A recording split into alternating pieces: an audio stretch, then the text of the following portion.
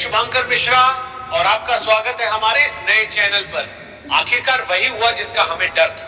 भारत को एक बार फिर अमेरिका से सीधी धमकी मिली है और उनका कहना है कि वे ब्राजील और चीन की अर्थव्यवस्था को बर्बाद कर देंगे। लेकिन कमाल की बात यह है कि जिस पल का हम बेसब्री से इंतजार कर रहे थे वो आ ही गया है। दरअसल अमेरिका भारत पर लगातार दबाव बना रहा है, अलग अलग तरीकों से उसे धमका रहा है ताकि भारत जल्द से जल्द उनकी शर्तों पर एक व्यापार समझौता ट्रेड डील फाइनल कर ले। वे चाहते हैं कि भारत उनके साथ एक अच्छा और स्थायी व्यापारिक रिश्ता बनाए।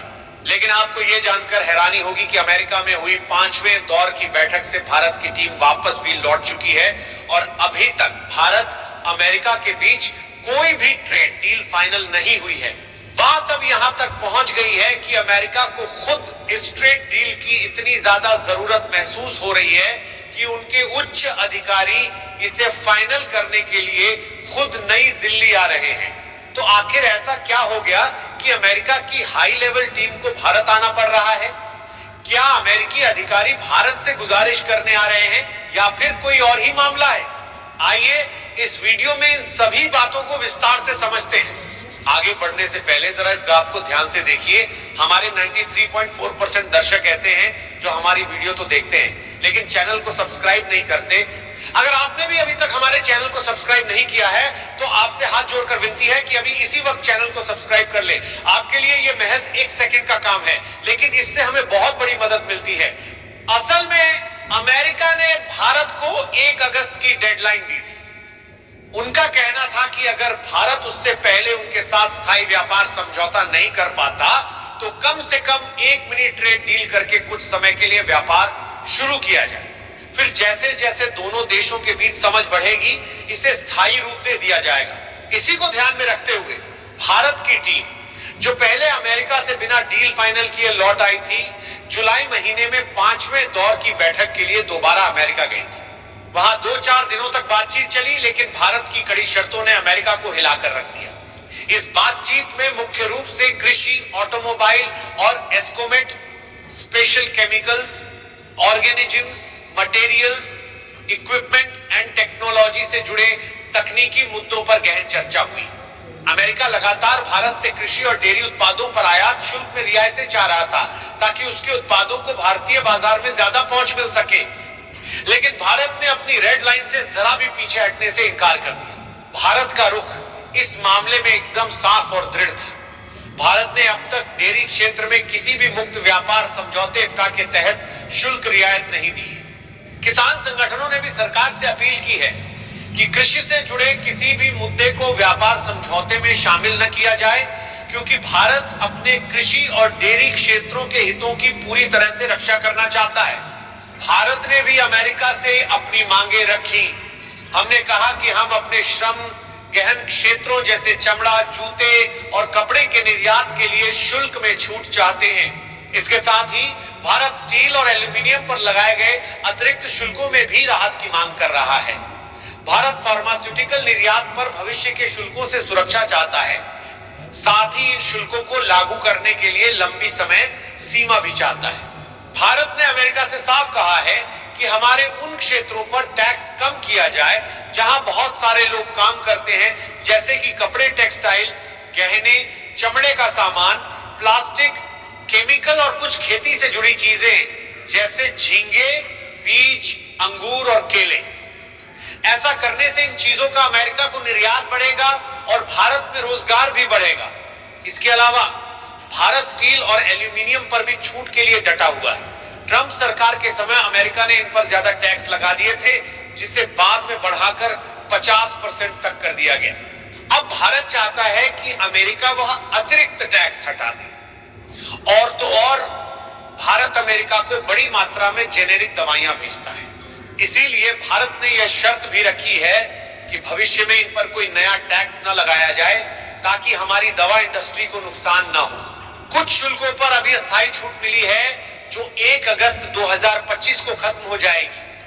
भारत चाहता है कि इससे पहले कोई पक्का हल निकले ताकि निर्यातकों को 26% तक का भारी टैक्स न देना पड़े। अमेरिकी राष्ट्रपति ने कहा है कि भारत के साथ व्यापार समझौता इंडोनेशिया जैसे देशों की तरह हो सकता है जिसमें कुछ चीजों पर टैक्स कम किया गया था।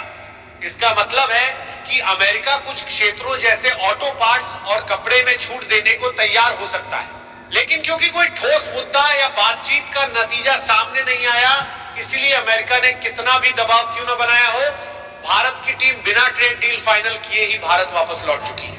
अब जब भारत की ट्रेड डील फाइनल करने वाली टीम नई दिल्ली वापस लौट चुकी है, तो अमेरिका को और भी ज्यादा चिंता सताने लगी है कि कहीं भारत उनसे मुंह तो नहीं मोड़ रहा है। लेकिन जो बात भारत से ये लोग प्यार से मनवा सकते थे, उस बात को ये लोग प्यार से नहीं बल्कि धमकी से फिर से मनवाने की कोशिश कर रहे हैं। जी हां, हैरानी की बात यह है कि अब दोबारा से खबर आने लगी है कि जब भारत की टीम बिना मिनी ट्रेड डील फाइनल किए ही भारत लौट आई है, तो अब अमेरिकी सीनेटरों द्वारा भारत को चेतावनी दी गई है और धमकी दी गई है कि वे भारत, ब्राजील और चीन की अर्थव्यवस्था को बर्बाद कर देंगे। क्या पता अमेरिका ट्रेड डील न फाइनल होने का गुस्सा भारत के ऊपर निकाल रहा है या फिर रूस से दोस्ती का। इसीलिए वे भारत की अर्थव्यवस्था को बर्बाद करने की धमकी दे रहे हैं। यानी कि हमारे बुजुर्ग सही कहते थे कि खिसियानी बिल्ली खंभा नोचे। इसका मतलब है कि जब अमेरिका को सीधे तौर पर भारत से ट्रेड डील न फाइनल होने के कारण धमकाने का कोई और विकल्प नहीं मिला, तो अब रूस के विरोध में बौखलाए अमेरिकी सांसदों ने भारत को धमकी देना शुरू कर दिया है। लेकिन अब सवाल यह खड़ा होता है कि क्या अमेरिका भारत की अर्थव्यवस्था को बर्बाद कर सकता है? तो इसका सीधा सा जवाब है, बिल्कुल नहीं। अमेरिका अब वह ताकत नहीं रहा जो किसी भी देश की अर्थव्यवस्था को एक बटन दबाकर तबाह कर दे। हाँ, कुछ मामलों में, जैसे कि semiconductor, advanced AI, chip design या डिफेंस सॉफ्टवेयर तक भारत की पहुंच सीमित की जा सकती है। साथ ही स्विफ्ट सिस्टम में रोक, फाइनेंशियल ट्रांजैक्शन पर पाबंदी या डॉलर क्लियरिंग रोकने की कोशिश कर सकता है, जैसा उसने रूस के साथ किया। लेकिन भारत अब रूपी, रशियन रूबल, युआन जैसी करेंसी इंडिपेंडेंट व्यापार सिस्टम पर काम कर रहा है। लेकिन दुनिया की 5वीं सबसे बड़ी अर्थव्यवस्था होने के साथ साथ भारत 1.4 अरब से ज्यादा की आबादी के साथ दुनिया का सबसे बड़ा कंज्यूमर मार्केट है। इसके अलावा आईटी, फार्मा स्पेस के साथ साथ डिफेंस में भी तेजी से उभरता एक महत्वपूर्ण पावर हाउस है, जिससे अमेरिका को भी भारत की जरूरत है, चीन का दबाव कम करने, ट्रेड बैलेंस रखने और इंडो पैसिफिक को स्थिर बनाने के लिए। और इसीलिए हमें तो अमेरिकी सांसदों की धमकी सच्चाई से ज्यादा राजनीतिक ड्रामा लग रही है। इसका अंदाजा इसी बात से लगाया जा सकता है कि पहले तो उन्होंने धमकी दी, उसके बाद उन्होंने ये भी बताया कि जल्द ही उनकी टीम भारत में आएगी जो व्यापार समझौते की बातचीत को फाइनल करेगी। यानी कि इशारा साफ है कि सिर्फ भारत को ही अमेरिका की नहीं बल्कि अमेरिका को भी भारत की जरूरत है। बाकी आप लोगों को क्या लगता है कि अमेरिका की टीम भारत में अचानक आने के लिए क्यों तैयार हुई है? अपनी राय कमेंट में जरूर बताएं और इस वीडियो को एक लाइक करके अपने मित्रों तक शेयर जरूर करें ताकि उन्हें भी ये जानकारी मिल सके। इसी तरह और भी ज्ञानवर्धक वीडियो देखने के लिए चैनल को सब्सक्राइब करके बेल आइकन को ऑल पर जरूर सेलेक्ट कर लें।